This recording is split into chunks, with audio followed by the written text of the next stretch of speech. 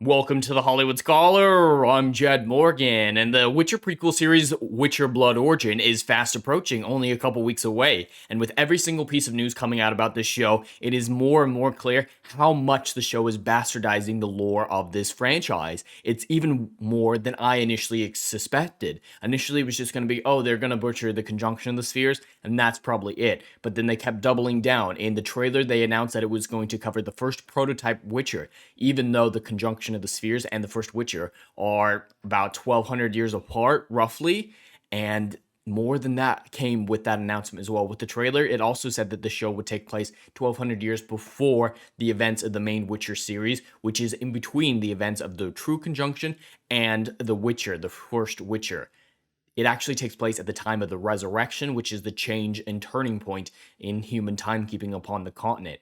It seems like it's taking every major event of the Witcher canon, bastardizing and condensing it into a single time. And it's actually far, far worse than that. With every announcement, it gets more and more like that. And Blood Origin's desecration of the Witcher continues because there is a new trailer out. I have not seen it yet. We're going to react to this together and see how truly abysmal this show will end up being in the coming weeks. But here we go.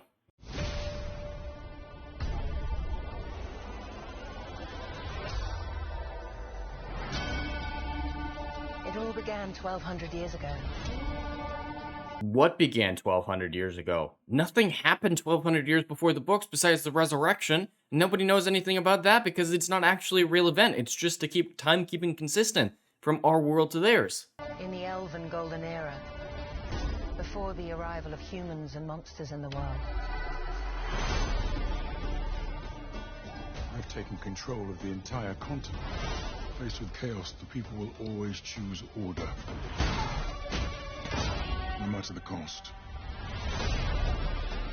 Not looking good so far. Oh, please, God. Is that Lara Dern? Please don't be Lara Dern. Please don't be Lara Dern. I know blonde elf doesn't mean Lara Dern, but please don't be Lara Dern. Warriors, outcasts, strangers to each other, bound together to fight and That looked like Laura Dern. Please don't be. Please, God. It's a different actor from season 2 of The Witcher, so it can't be Laura Dern. She dies in 1142, nearly 1200 years after this show. 1100 years after this show. bound together to fight an unstoppable empire. This is the future under the Empire. There's no elven empire. They taking like generic fantasy trope, evil empire, Star Wars this shit? We need to rise up. It's a rebellion. What is that thing? My beast has done well. I swore I'd kill you if we ever crossed paths again. How can we trust each other? This is so generic fantasy. So generic. I'm not feeling Witcher out of this. There's no Polish or Slavic slant to this. By the blade. We have a chance if we do it together. Not very elf-like. The monoliths are causing tears between worlds. Fuck off with the monoliths. Just fuck off. A gateway.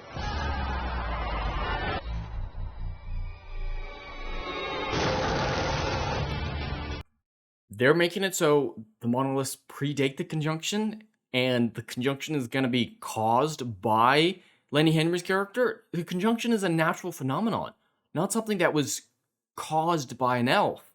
The end of our world is upon us. We need to use this beast against him. We merge the creature's power with one view. Stop with this hybrid monster deal. Yes, it did happen in the Witcher books sometimes. A lot of them were manufactured, but not just generic hybrids. Stop it. Stop it. They're not all that big of a deal. They're not all that prominent besides in the Season of Storms book.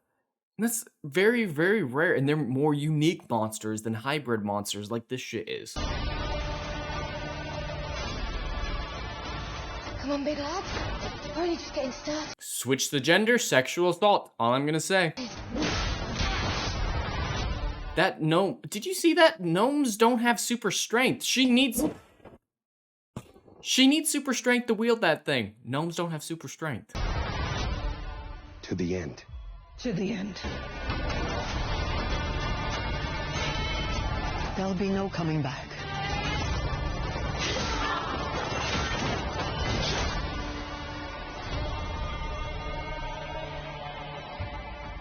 You're a bard. I am a storyteller. I need you to sing a story back to life. No! Are you sure you've got the right man for this? Oh, we were right. We were right. We were right that he was going to be in it with her. They're going to weaponize him to change the lore, just like they weaponized him to attack the fans in Season 2. Watch my previous video on that. Boy, that was awful.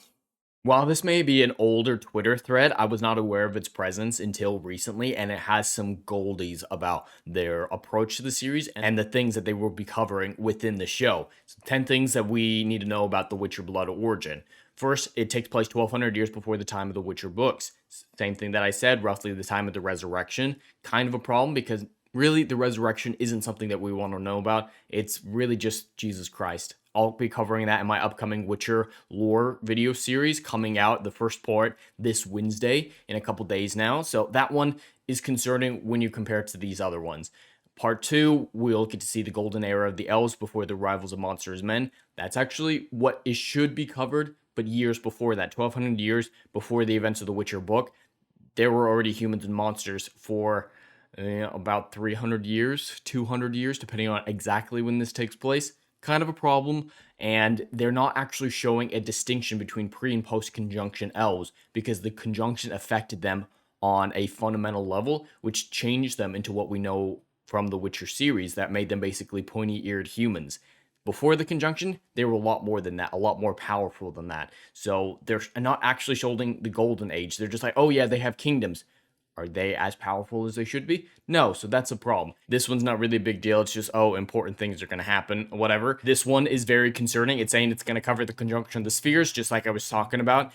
It takes place several hundred years before this show does, so already condensing stuff. And this is the part that really, really gets on my nerves. Declan DeBarra, the showrunner, said the first official Witcher didn't happen until way after the arrival of humans, about 950 after Resurrection, with the creation of various Witcher schools, etc. But the actual initial mechanics for The Witcher and the Trial of the Grasses, that was open to explore. No, it wasn't actually, because the initial Witcher experiments were done in 950 by Cosimo Maspini and Alzer, his apprentice. They're the ones who developed the Trial of the Grasses. Yes, they eventually did create the First Order of the Witchers, but they're just saying, oh, the First Order of the Witcher wasn't until the 950s. That doesn't say the Trial of Grasses didn't exist yet, but if you actually look at the lore, that is what that means as well. Alzer and Cosimo are the ones who developed the Trial of the Grasses. 900 years out of date. And they're just using this small thing that they imagine but isn't actually there. They're like, oh, it's vague. No, it's not. It says Cosimo invented the Trial of the Grasses. This is the same terrible arguments that the Rings of Power made to justify their total bastardization. They just said, oh, no, that doesn't actually exist, and this thing says it's vague, so we're going to go with this thing, ignoring the other lore that actually contradicts what you're saying. Hyper-focusing on a single moment that doesn't explain something while ignoring something else that does. Very much a Rings of Power trope that they developed and really perfectly executed with the Rings of Power, learning from them here. And this is just continuing on with that. The first prototype Witcher, a lot more underdeveloped, and 900 years too early, so a continuation of that. Many of the characters, we already know this. The golden era of the elves may sound idyllic, but the world is politically turbulent.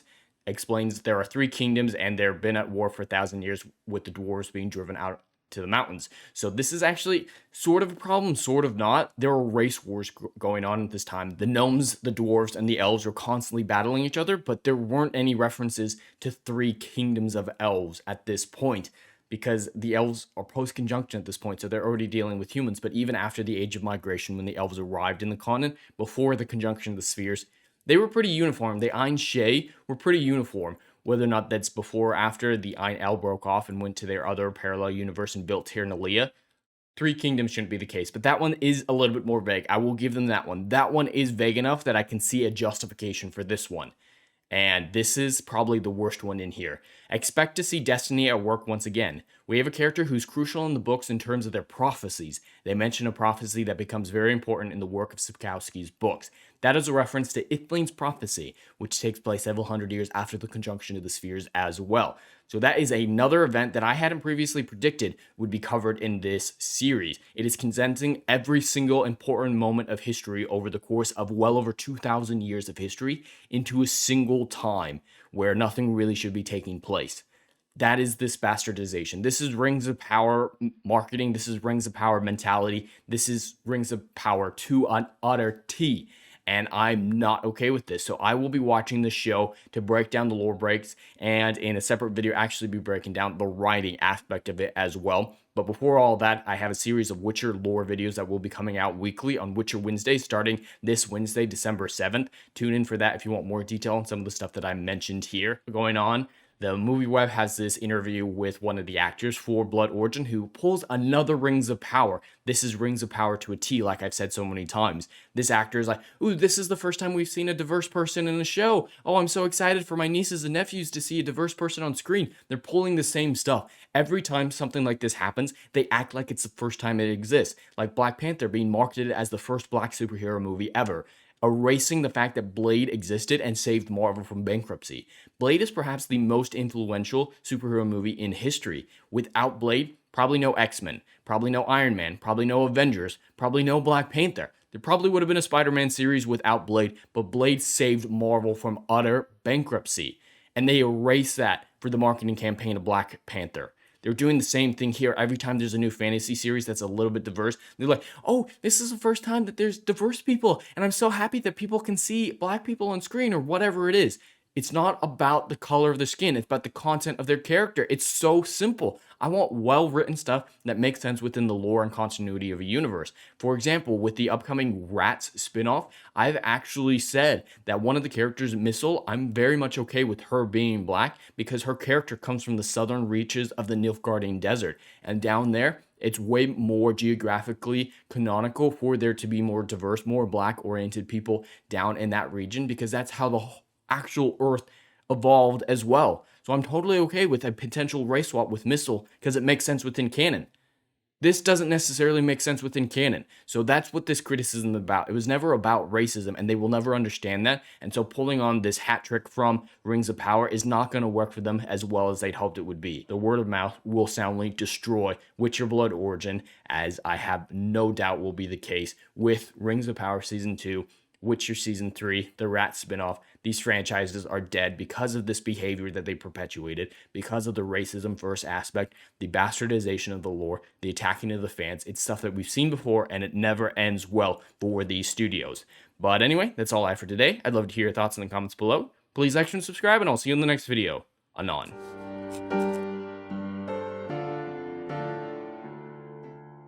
Hey, yo, are you feeling what I'm doing up in here? Oh, I know you are. Do you miss all the good, compelling stories that we used to get back in Hollywood that they ain't putting down no more? Oh, I know you missing it. So check out my book series, Odyssey of a Phoenix, a mythological epic about philosophy, morality, and modern-day mental illness issues, baby. Book 1, Down in Flames. Book 2, Apocalypse Then. These are currently on sale. What are you waiting for? Get your hands on them. And we got Book 3, Kill the Dark, is coming down the pipeline. Just wait for all the good stuff that's dropping. You ain't gonna be disappointed, fam.